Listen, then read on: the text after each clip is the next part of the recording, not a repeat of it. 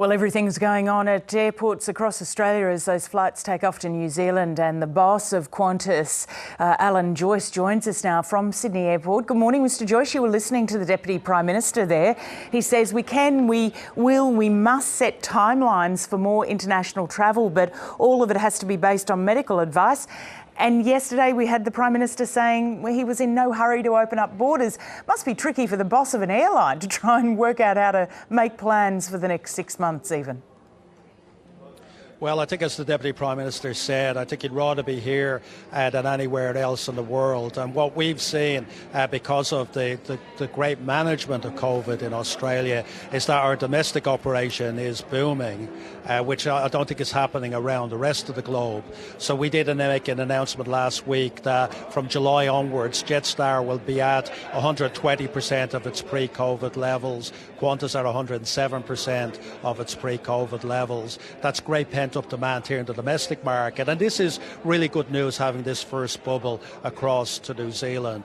It's the first time in 400 days that people can travel quarantine free, and we're adding 16 flights a day to New Zealand, return flights a day, and they're full. You can see behind me all the people checking in. And we've gotten 630 people back to work just because of this bubble. And so the excitement with our pilots, our cabin crew and people here at the airport is immense. So that's all really good news. Yes, of course we'd like to see the rest of the international borders opening up. We'd like to see that happening, but we want it to happen in a safe way because we don't want all the good work that's happened in the domestic market to go backwards. And the government has given us an aviation support package to get us ready for the international borders opening up. It's training our people, it's getting our aircraft activated so that we are ready by the end of the year to take advantage of other bubbles if they happen, or to operate to other international destinations if the National Cabinet decide to open them up. Yeah, you need the green light from the federal government, and you say that you're ready to go, but you've had to push back your ambitions for when it might happen.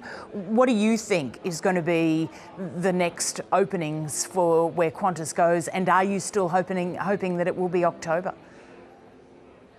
Well, we're still hopeful that maybe there's a potential for travel bubbles like New Zealand, whether it's the Pacific Islands, Fiji, Namibia, whether it's the places in Asia that have low prevalency of COVID, like Taiwan, Japan, potentially Singapore and Korea. And potentially, one of the things that we have been saying is we'll be ready to operate and put the aircraft on when we're given that notice. For example, New Zealand, the New Zealand Prime Minister only announced on the 6th of April that she was opening up the borders on the 19th of April.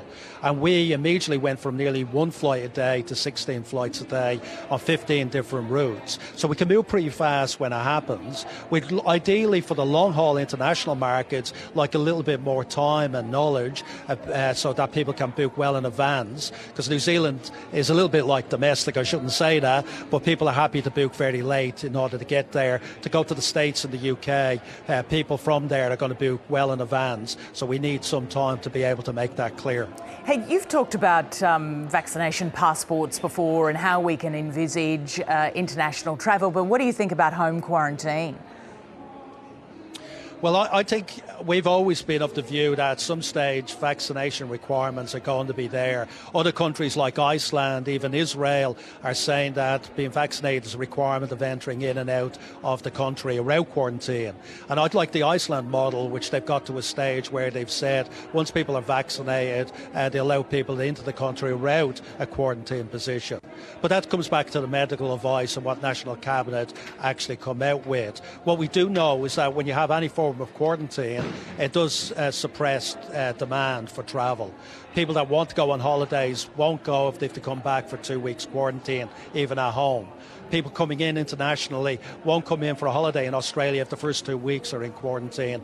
Business traffic won't go overseas for 3 days if they have to come back for 14 days quarantine. So we'll depress the demand. So what's really key is to get in a system that allows us to open up safely with the medical advice, but does it in a way that I think can get economic activity going again.